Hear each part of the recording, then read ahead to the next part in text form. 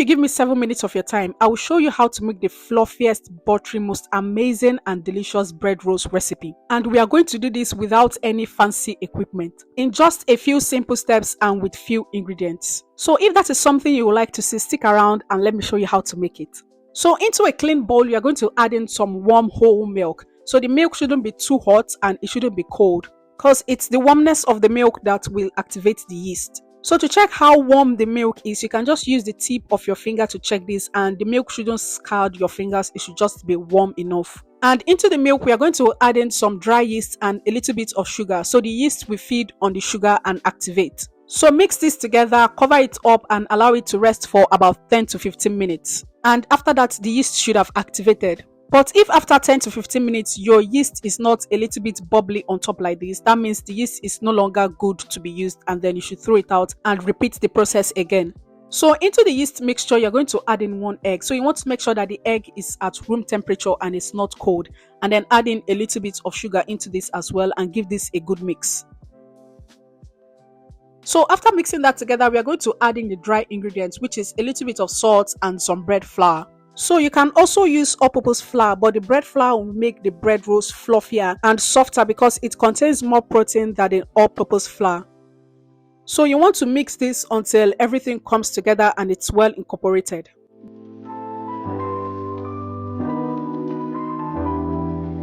And then you're going to generously flour a work surface and transfer the dough to the surface and knead for about 10 minutes. So the dough is going to be a little bit sticky, so you want to flour your hands as well. And after about 10 minutes of kneading, we are going to add in some butter.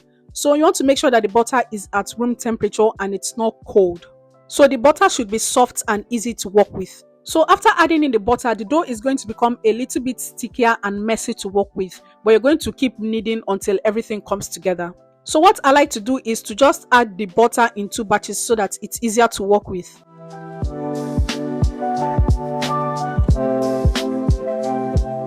So after adding in the butter, you're going to knead this for another 10 to 15 minutes until the dough becomes smooth. So if the dough becomes too sticky to work with, you can just go ahead to flour your hands and also the work surface again.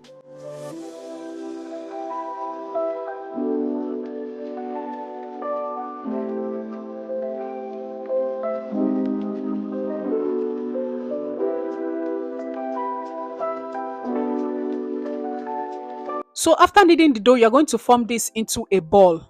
Then apply some oil into a bowl and transfer the dough into this bowl.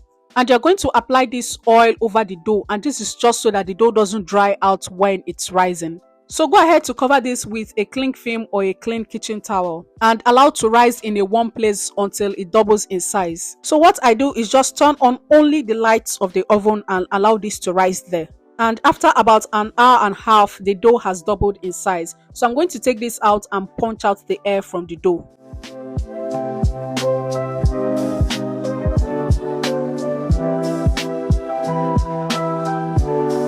So you want to form a round disc with the dough and then cut this into about 12 parts. So to get a more accurate measurement, you can use a weighing scale to weigh this and then cut the dough into 12 parts, or you can just eyeball it. So I got 12 balls from this, and each one weighed about 55 kg, just for reference.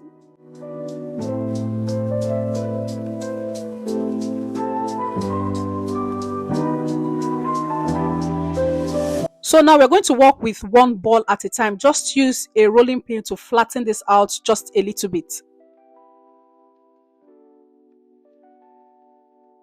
And then we are going to pinch the edges together to close this up. And when that is done, roll this up on the work surface to form into a ball, and then transfer into a baking dish. And then you are going to go ahead to repeat this process for the remaining 11 parts.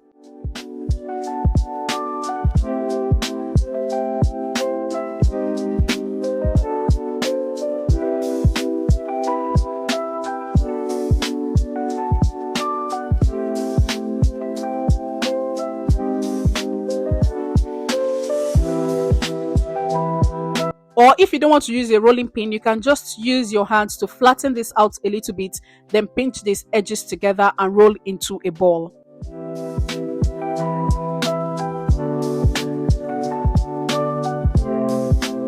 So you're going to transfer the balls into a baking tray or a baking dish lined with parchment paper, or you can also apply some butter to it. So you're going to go ahead to cover this up with some cling film or a clean kitchen towel and allow this to rise for the second and last time until it has doubled in size.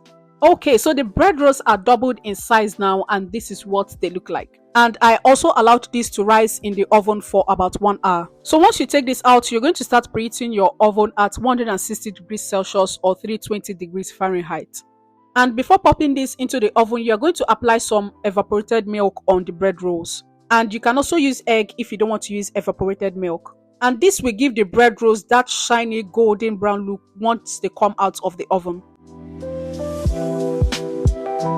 So once that is done, you are going to go ahead to bake this for about 30 minutes, and after that, this is what you have. Amazing bread rolls, fresh and hot right out of the oven. And your whole house should have the aroma of a bakery right now.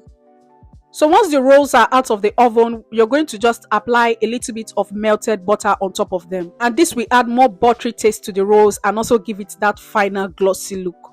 And look at that, just look at how perfect these rolls look. And the texture and taste as well were absolutely amazing. Chewy, buttery, just everything you want in a bread roll. And I promise you, if you make your bread rolls this way, there's no going back. So to store the bread rolls, you're going to allow them to cool down completely, then wrap in a cling film and transfer into a Ziploc bag. Then you can transfer this into your freezer or to your fridge. And whenever you're ready to use it, you can just bring it out, thaw it, and warm it up in your oven or microwave, and it's ready to be used. And that's it for today's recipe. If you've loved this video, don't forget to keep coming back for more. Bye.